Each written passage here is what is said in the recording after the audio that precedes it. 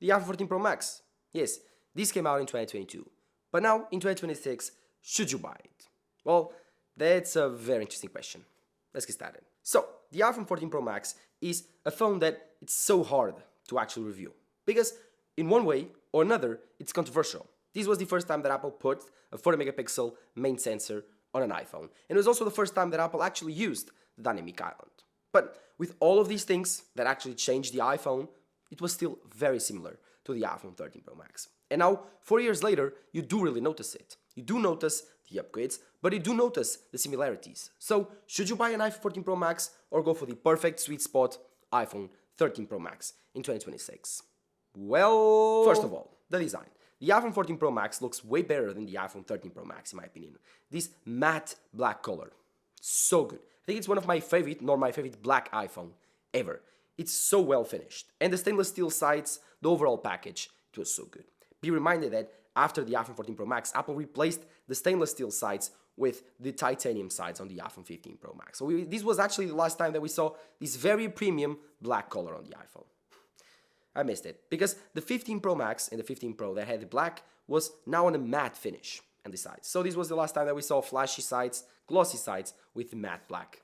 And I miss it. But of course, the design was not just that perfect because, as you can see, this iPhone's durability was not the best. It's all dinged and scratched up. This was not my iPhone, this was my brother's iPhone, but it's completely destroyed. It's 4 years old now, but it's completely destroyed. These sides are dinged up, they have some scratches, they have the color removed, the back camera's the same.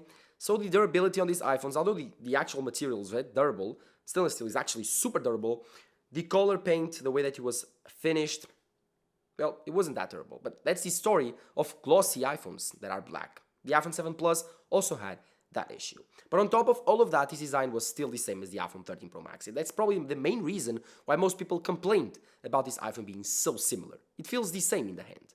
And that's a problem after 3 years of the same design. Obviously, if you look at the back, you will notice the big changes because this camera system is much bigger. I think that the iPhone 14 Pro Max was a sleeper upgrade. In my opinion, this is a camera upgrade iPhone. Apple changed the way that the iPhone actually behaved. Now, started behaving more like a camera, less like a phone. We have a huge 40 megapixel main sensor. The ultra wide was also upgraded. The telephoto was upgraded. So we have so many upgrades in the same package on the iPhone, especially on that main 40 megapixel main sensor. The photos look crisp, sharp, and with that 40 megapixel main sensor, finally you can print them and have lots of quality. And this is insane. This is the best part of having an iPhone 14 Pro and Pro Max is that 40 megapixel main sensor. If you love taking photos and videos, these are still very up to date. This is still the same sensor that Apple actually uses in 2026 with the iPhone 17 Pro.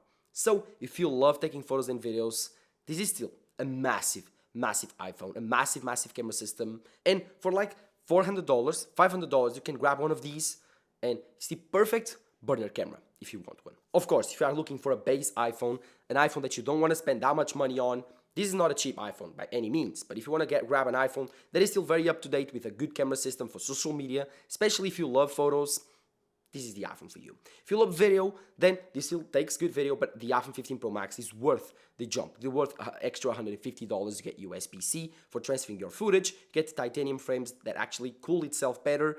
You can also grab a bigger battery, a bigger camera system, a better camera system overall. But for photos, the iPhone 14 Pro Max is still a beast. And that reflects on the photos that you can take with this iPhone. Like, for over the years that I've used this iPhone, I've taken beautiful photos from the ultra wide, from the telephoto, from the main sensor, night, daytime, landscapes, people, portrait. I've taken several photos with this iPhone and I was never disappointed. I actually compared this iPhone to a mirrorless camera.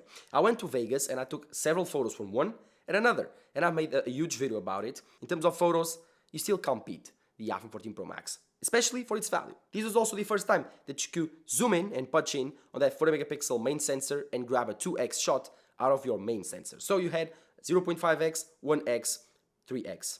That's the 4 lenses out of 3 system. Of course, for using this camera that much, you need a good battery life. And this is where the iPhone 14 Pro Max fell short.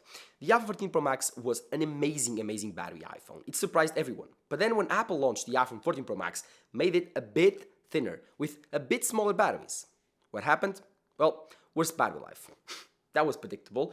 But I mean, we also got so many things on top of all of that, so Yeah, Apple made the cameras bigger, they need to make the batteries a bit smaller.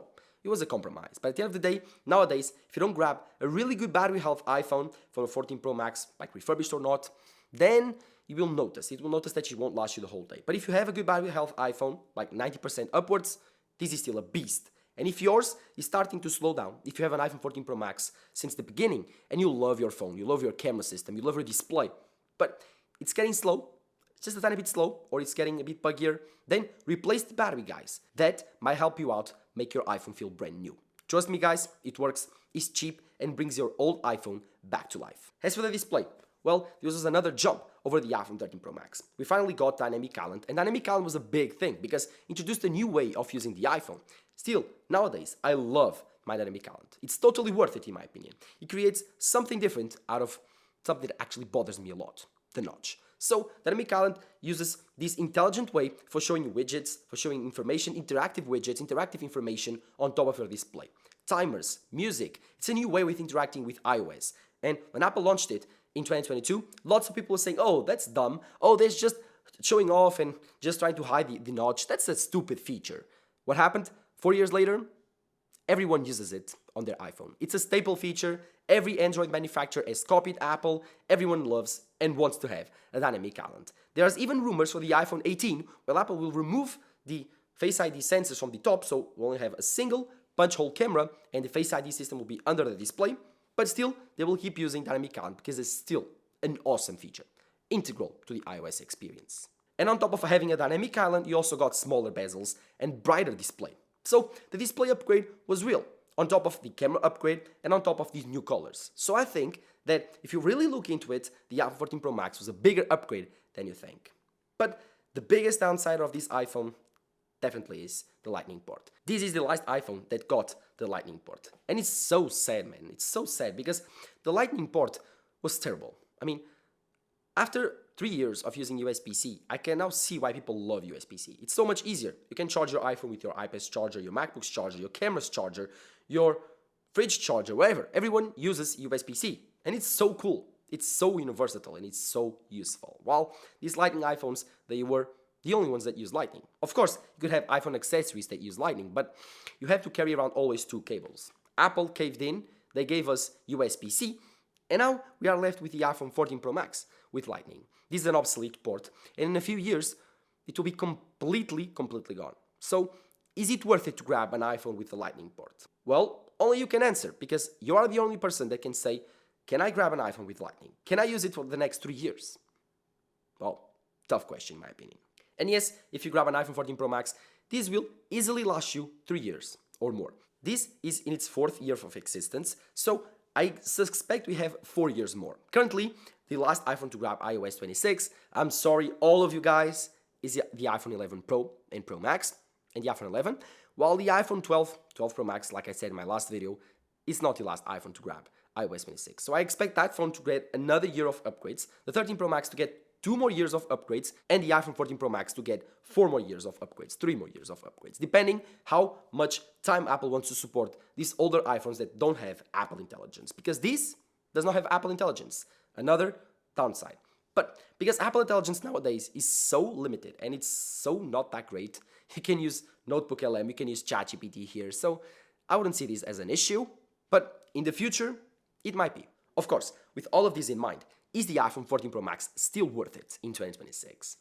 That's a question that I want to say, yes, it is. Because the iPhone 14 Pro Max still has an amazing camera system. It still has an amazing, beautiful design, super premium. And if you don't have a phone like this, if you don't have a phone this premium, with this good camera and access to the Apple ecosystem, and you want to enter, then the iPhone 14 Pro Max is an awesome option.